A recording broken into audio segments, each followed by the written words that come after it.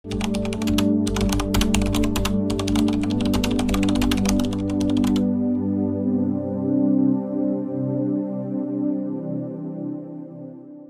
ka na ba sa paggising sa kalagitnaan ng gabi dahil sa masakit na pulikat sa binti o hirap sa paninigas ng mga kalamnan na nagpapahirap sa paggalaw?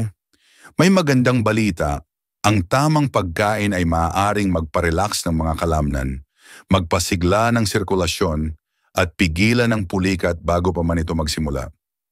Sa video ngayon, ibubunyag namin ang top 3 na superfoods na tumutulong sa mga senior na maiwasan ang pulikat, panatilihing malakas ang mga kalamnan, at mapanatili ang mas magandang mobility.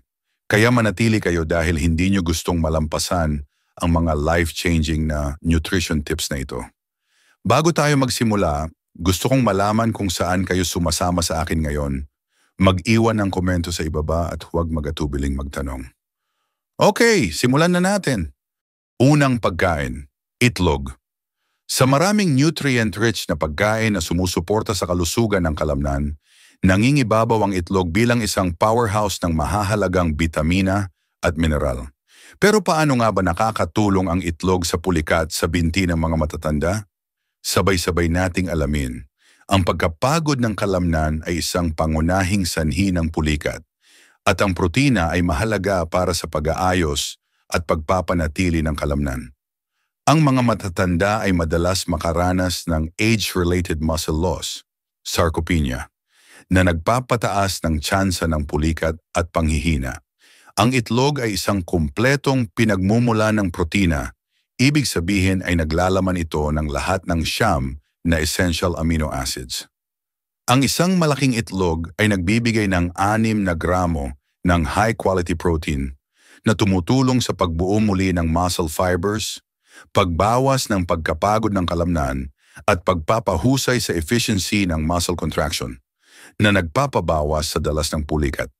Ang pag-include ng itlog sa diet ay sumusuporta sa lakas at endurance ng kalamnan na nagpapababa sa posibilidad ng masakit na pulikat. Paano nakakatulong ang vitamin D sa itlog sa calcium absorption at muscle function? Ang vitamin D ay critical para sa calcium absorption at muscle contraction. Kung kulang sa vitamin D, maaaring magkaroon ng muscle weakness, pulikat, at maging chronic pain. Ipinakikita ng pananaliksik na ang mga matatandang kulang sa vitamin D ay mas madalas at mas malala ang pulikat sa binti. Ang pula ng itlog ay natural na naglalaman ng vitamin D na sumusuporta sa kalusugan ng buto at kalamnan.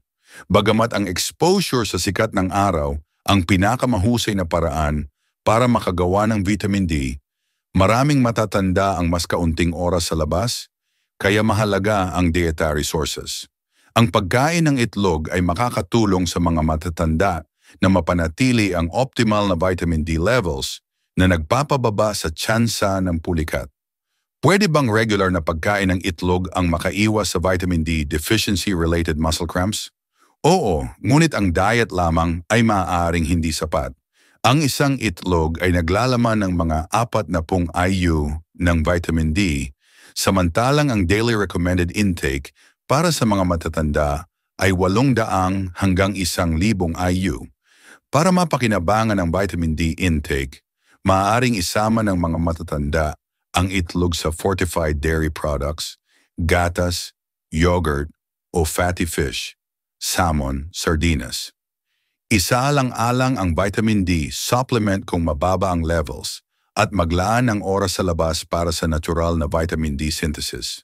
Habang ang itlog ay nakakatulong sa vitamin D intake, ang pagsasama nito sa iba pang pinagmumulan ay mas nagpapatibay sa kalusugan ng kalamnan at buto na nagpapabawas sa pulikat. Ang vitamin B12 ay may direktang papel sa nerve function. Kapag mababa ang levels nito, nagiging impaired ang nerve signals na nagdudulot ng muscle spasms, pangingimi at pulikat. Ang itlog ay nakakatulong sa pagprotekta ng nerve health sa pamamagitan ng pagbibigay ng B12 at choline na magkasamang sumusuporta sa nerve insulation, myelin sheath protection, nagpapahusay sa komunikasyon sa pagitan ng mga kalamnan at nerves at tinitiyak ang maayos na contraction at relaxation na pumipigil sa neuropathy-related cramps na karaniwan sa mga diabetic at matatanda. Ang regular na pagkain ng itlog ay sumusuporta sa nerve integrity na tumutulong sa pagbawas ng maling signal na nagdudulot ng pulikat. Mas madaling kapitan ba ng pulikat ang mga matatanda kung mababa ang B12 levels at paano makakatulong ang itlog? Oo, mas vulnerable ang mga matatanda sa B12 deficiency dahil sa reduced stomach acid production na naglilimita sa B12 absorption. Common na gamot tulad ng metformin o acid reflux drugs na nagpapabawas ng B12 levels at mas mababang intake ng animal-based foods dahil sa dietary restrictions. Ang kakulangan sa B12 ay maaaring magdulot ng madalas na pulikat at panghihina, nerve damage na nagdudulot ng pakiramdam na parang may sunog, nananakit o nangangalay, at anemia na nagpapababa ng oxygen supply sa mga kalamnan. Ang itlog ay isang senior-friendly na pinagmumulan ng B12, madaling tunawin at isang simpleng paraan para maiwasan ang deficiencies na nagdudulot ng pulikat. Habang ang karne, isda at dairy ay mahusay na pinagmumulan ng B12, ang itlog ay nagbibigay ng mas mababang fat alternative sa red meat, mas madaling tunawin para sa mga matatandang mahina ang digestion, at isang masustansyang kombinasyon ng protina at bitamina, hindi lamang B12. Ilang itlog kada linggo ang dapat kainin ng mga matatanda para suportahan ang muscle health nang hindi nag-aalala sa kolesterol. Kinukumpirma ng pananaliksik na ang moderate egg consumption, 6 hanggang 7 itlog kada linggo, ay ligtas para sa karamihan at hindi gaanong nakakaapekto sa cholesterol levels ng malulusog na matatanda. Para sa may heart conditions o high cholesterol, mainam na kumonsulta sa doktor, ngunit ang pagpapalit ng processed meats sa itlog ay maaari pa ring maging heart-healthy choice. Pwede bang mabawasan ng itlog ang nocturnal leg cramps sa mga matatanda? Oo, ang nocturnal leg cramps ay madalas na may kaugnayan sa mahinang muscle recovery, electrolyte imbalances, at nerve dysfunction. Dahil ang itlog ay nagbibigay ng protina para sa muscle repair, B12 para sa nerve protection, vitamin D at calcium para sa muscle function, ang pag-include ng itlog sa hapunan o almusal ay makakatulong sa pagbalanse ng nutrients at suportahan ang overnight muscle recovery na nagpapabawas ng pulikat sa gabi. Ang ilang matatanda ay maaaring kailangang i-adjust ang kanilang egg intake batay sa health conditions. Ang may kidney disease ay maaaring kailangang limitahan ang protein intake. Kumonsulta sa doktor. Ang may high cholesterol ay maaaring kumain ng puti ng itlog imbes na buong itlog. Ang mga diabetic ay dapat isama ang itlog sa fiber-rich foods, gulay, whole grains, para sa mas magandang blood sugar control. Para sa karamihan ng matatanda, ang itlog ay isang lubhang kapaki-pakinabang na pagkain na sumusuporta sa kalamnan, nerve at pangkalahatang kalusugan. Para sa mas malaking benepisyo, dapat gawin ng mga matatanda ang mga sumusunod. Kumain ng itlog ng regular, 6 hanggang 7 kada linggo. Isama ang itlog sa iba pang nutrient-dense foods, leafy greens, dairy, nuts. Manatiling hydrated at panatilihin ang balancing electrolyte intake. Para sa mga matatandang gustong natural na bawasan ng pulikat, ang itlog ay isang simple at epektibong karagdagan sa diet. Kaya sa susunod na maghahanda ng almusal, isaalang-alang ang pagdaragdag ng itlog sa plato. Isa ito sa pinakamahusay na pagpipilian para sa kalusugan ng kalamnan. Kung nanonood ka pa rin ng video na ito at nakakatulong sa iyo ang mga impormasyong ito, mangyaring mag-comment ng numero 1 sa ibaba para malaman ko na nandito ka. At kung hindi ka pa nakasubscribe, inire-recommenda akong mag-subscribe ka at i-on ang bell notification para hindi mo makaligtaan ang anumang video. Ang iyong suporta ay tumutulong sa amin na patuloy na makagawa ng magandang content para sa iyo. Ngayon, magpatuloy tayo. Pangalawang pagkain, saging. Ang potasyo ay isang mahalagang mineral para sa pag-contract ng kalamnan, nerve signaling at fluid balance. Kapag bumagsak ang potassium levels, hypokalemia, ang mga kalamnan ay mas madaling mag-spasm at mag-cramp. Ang saging ay isa sa pinakamahusay na natural na pinagmumulan ng potassium. Ang isang medium-sized na saging ay naglalaman ng mga 420 mg, 12% ng rekomendadong araw-araw na intake. Sa pamamagitan ng pagpapanatili ng tamang potassium levels, ang saging ay tumutulong sa pag-regulate ng muscle contractions, pag-iwas sa spasms, pagtiyak sa maayos na nerve communication para sa muscle control, at pagbalance ng fluid levels na nagbabawas sa dehydration-related cramps. Para sa mga matatanda, ang pagkain ng 1 hanggang 2 saging araw-araw ay makakatulong ng malaki sa pagbawas ng dalas ng muscle cramps. Ano ang nangyayari kapag masyadong mababa ang potassium levels at paano ito nagdudulot ng muscle cramps? Ang potassium ay tumutulong sa pag-transmit ng electrical signals sa pagitan ng nerves at muscles. Kapag bumaba ang potassium levels, ang mga kalamnan ay nagiging sobrang excitable na nagdudulot ng madalas na cramping. Nagkakaroon ng disruption sa nerve signals na nagpapataas ng panganib ng involuntary muscle contractions at nawawala ng kakayahan ang mga cell na balansehin ang fluids na nagdudulot ng muscle stiffness. Ipinakikita ng mga pag-aaral na ang mga matatanda ay mas mataas ang panganib ng potassium deficiency dahil sa reduced appetite, hindi sapat na dietary intake, side effects ng gamot, Halyer's diuretics para sa blood pressure, labis na pagpapawis o dehydration. Sa pamamagitan ng pag-include ng saging sa diet, ang mga matatanda ay maaaring natural na ma-replenish ang potassium levels at suportahan ang normal na muscle function. Magnesium ay isa pang mahalagang mineral para sa muscle relaxation at nerve function.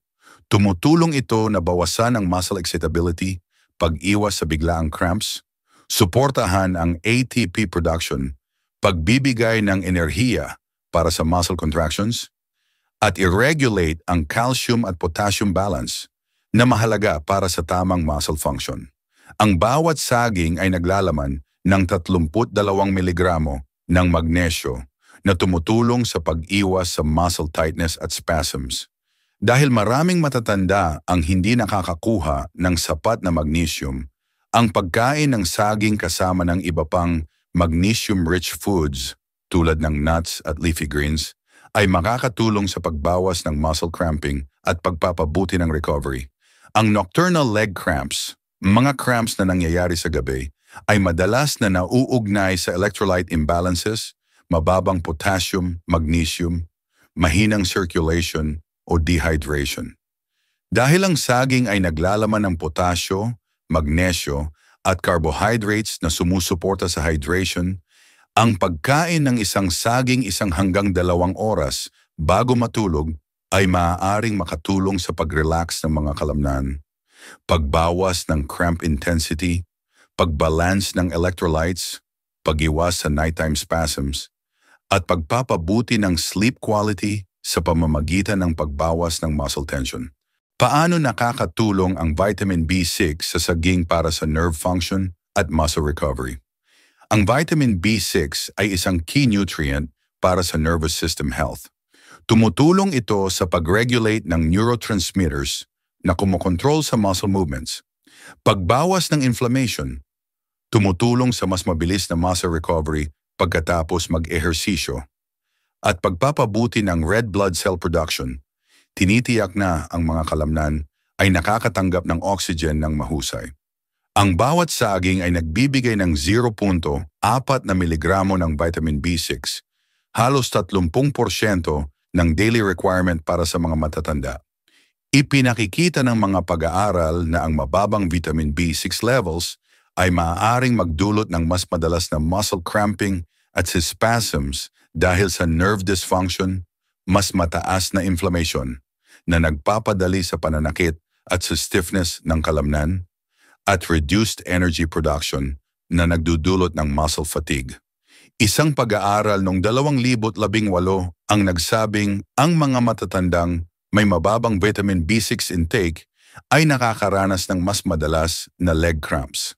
Dahil ang saging ay nagbibigay ng natural na pinagmumulan ng vitamin B6, tumutulong ito na maiwasan ang nerve-related muscle issues. Paano nakakatulong ang saging? Nagre-restore ng potassium at magnesium levels na nagbabawas sa electrolyte-related cramps. Nagbibigay ng natural na asukal at tubig na nagpo-promote ng hidrasyon. Nagbabalance ng sodium levels na mahalaga para sa muscle contraction at relaxation. Para sa mga matatanda, ang pagpapanatiling hydrated at pagkain ng electrolyte-rich foods tulad ng saging ay tumutulong sa maayos na paggana ng mga kalamnan. Bagamat ang saging ay sumusuporta sa hydration, dapat itong isabay sa sapat na pag-inom ng tubig. Kung ang muscle cramps ay dahil sa dehydration, ang pag-inom ng sapat na tubig ay kasing halaga ng pagkain ng saging. Para sa pinakamahusay na resulta, uminom ng hindi bababa sa 6 hanggang 8 baso ng tubig araw-araw at kumain ng saging kasabay ng tubig o coconut water na naglalaman din ng electrolytes. Sa pamamagitan ng pagpapanatili ng fluid at electrolyte balance, maiiwasan ng mga matatanda ang dehydration-related muscle cramps. Ilang saging ang dapat kainin ng mga matatanda araw-araw para maiwasan ang leg cramps. Ang ideal na dami ay nag-iiba, ngunit sa pangkalahatan, ang isang saging araw-araw ay nagbibigay ng sapat na potassium at magnesium para suportahan ang muscle health. Ang 2 saging araw-araw ay maaaring makatulong sa mga madalas makaranas ng muscle cramps. Dahil mataas sa natural sugars ang saging, ang mga matatandang may diabetes ay dapat kumain nito ng moderasyon kasama ng fiber-rich foods tulad ng nuts o whole grains para maiwasan ang biglaang pagtaas ng blood sugar. Para sa mga matatandang madalas makaranas ng muscle cramps, ang pagkain ng isang saging araw-araw, pagpapanatiling hydrated at pagkain ng balanced diet ay makakatulong ng malaki sa pagpapabuti ng muscle function at pagbawas ng cramp frequency. Kung nanonood ka pa rin ng video na ito at nakakatulong sa iyo ang mga impormasyong ito, mangyaring mag-comment ng numero 2 sa ibaba para malaman ko na nandito ka. At kung hindi ka pa nakasubscribe, inire-recommend akong mag-subscribe ka at i-on ang bell notification para hindi mo makaligtaan ang anumang video.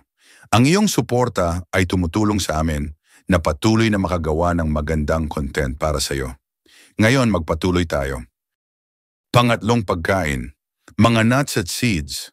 Bagamat kilala ang mga pagkaing mayaman sa potassium at magnesium tulad ng saging at madahong gulay sa pag-iwas sa pulikat, ang mga nuts at seeds ay isa pang malakas na karagdagan sa dieta na makakatulong sa pagpapabuti ng kalusugan ng kalamnan at pag-iwas sa pulikat. Punong-puno ng magnesium, potassium, protina at malusog na taba, ang mga nuts at seeds ay sumusuporta sa pag-relax ng kalamnan, sirkulasyon at balanse ng electrolytes. Tuklasin natin kung paano makakatulong ang almonds, pumpkin seeds, cashews at iba pang nuts upang panatilihing malakas at walang pulikat ang mga kalamnan ng mga nakatatanda. Maraming nakatatanda ang hindi nakakakuha ng sapat na magnesyo, kaya mas madalas silang makaranas ng masasakit na pulikat sa binti. Ang mga nuts at seeds ay ilan sa pinakamahusay na natural na pinagmumula ng magnesium, kaya madali itong paraan upang maiwasan ang pulikat. Halaga ng magnesium bawat 1 onsa na serving. Pumpkin seeds, 168 miligramo, 40% ng pang-araw-araw na pangangailangan.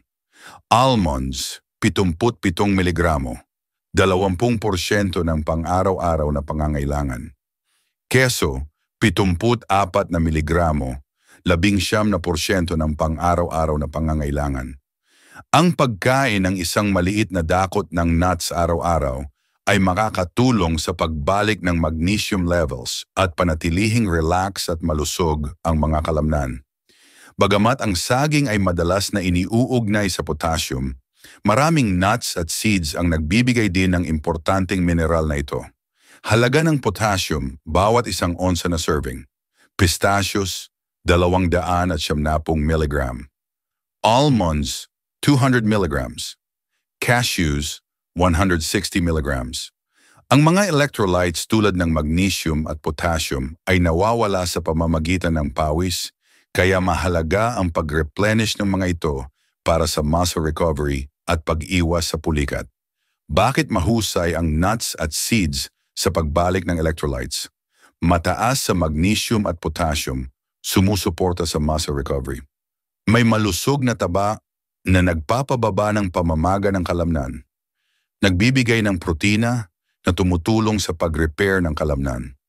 Para sa mga nakatatanda na nakakaranas ng pulikat pagkatapos ng pisikal na aktibidad, ang pagkain ng isang dakot ng nuts o pagdaragdag ng seeds sa mga pagkain ay makakatulong sa pagbalik ng nawalang mineral at panatilihing walang pulikat ang mga kalamnan. Ang malulusog na taba sa nuts at seeds ay sumusuporta sa daloy ng dugo. Tinitiyak na ang mga kalamnan ay nakakakuha ng sapat na oxygen at nutrients para gumana ng maayos. Ang mahinang sirkulasyon ay maaring maging sanhi ng masasakit na pulikat sa binti, lalo na sa gabi. Sa pamamagitan ng regular na pagkonsumo ng nuts, maaaring mapabuti ng mga nakatatanda ang daloy ng dugo at mabawasan ang mga episode ng pulikat. Maaari bang mabawasan ng pagkonsumo ng nuts at seeds ang pamamaga na nagdudulot ng muscle fatigue at pulikat? Oo, ang chronic inflammation ay sumisira sa muscle tissue at nagpapadali sa pagkakaroon ng pulikat at pananakit. Ang mga nuts at seeds ay naglalaman ng antioxidants at anti-inflammatory compounds na nagpapababa ng oxidative stress sa mga kalamnan, nagpapababa ng pamamaga na nagpapabilis ng muscle recovery, at sumusuporta sa pangmatagalang kalusugan ng kalamnan na pumipigil sa madalas na pulikat. Para sa mga nakatatanda na may chronic muscle pain o arthritis, ang pagdaragdag ng walnuts, flax seeds at almonds sa kanilang dieta ay maaaring magbigay ng natural na anti-inflammatory benefits. Pinakamahusay na nuts at seeds para maiwasan ang pulikat sa binti. Pumpkin seeds, pinakamataas sa magnesium, 168 mg bawat onsa. Almonds, mahusay na pinagmumulan ng magnesium at potassium. Pistachios, isa sa pinakamahusay na nuts para sa potassium, 270 mg bawat ounce. Cashews, mataas sa magnesium at malusog na taba para sa sirkulasyon. Walnuts, mayaman sa omega-3 na nagpapababa ng pamamaga ng kalamnan. Para sa pinakamahusay na resulta, dapat kumain ang mga nakatatanda ng iba't ibang uri ng nuts at seeds upang makinabang sa iba't ibang nutrients na sumusuporta sa kalamnan. Gaano karaming nuts at seeds ang dapat kainin ng mga nakatatanda araw-araw para maiwasan ang pulikat sa binti? Bagamat ang mga nuts at seeds ay napakamasustansya, mataas din ang calorie content nito, kaya mahalaga ang portion control. Inirerekomendang pagkonsumo, isang maliit na dakot, 1 onsa ng nuts bawat araw, mga 20 almonds o 2 kutsarang seeds. Iwisik ang mga seeds, flax seeds, chia, pumpkin seeds sa mga pagkain para sa karagdagang benepisyo. Pinakamahusay na oras para kumain ng nuts at seeds para sa kalusugan ng kalamnan. Kasabay ng mga pagkain, tumutulong sa nutrient absorption at balanse ng electrolytes. Bago matulog, maaaring mabawasan ang pulikat sa gabi sa pamamagitan ng pagpapanatiling relax ng mga kalamnan.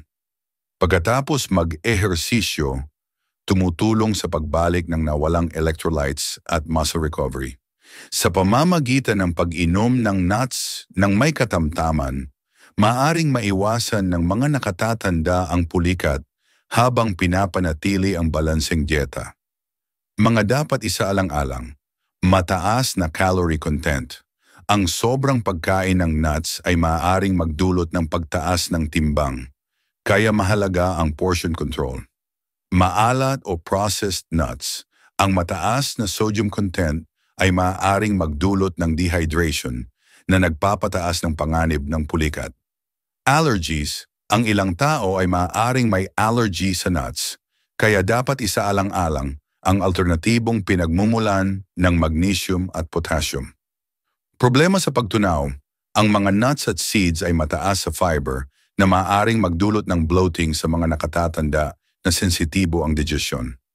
Solusyon: pumili ng unsalted, raw o dry roasted nuts at kumain ng may katamtaman upang makuha ang maximum na benepisyo sa kalusugan ng kalamnan ng walang side effects.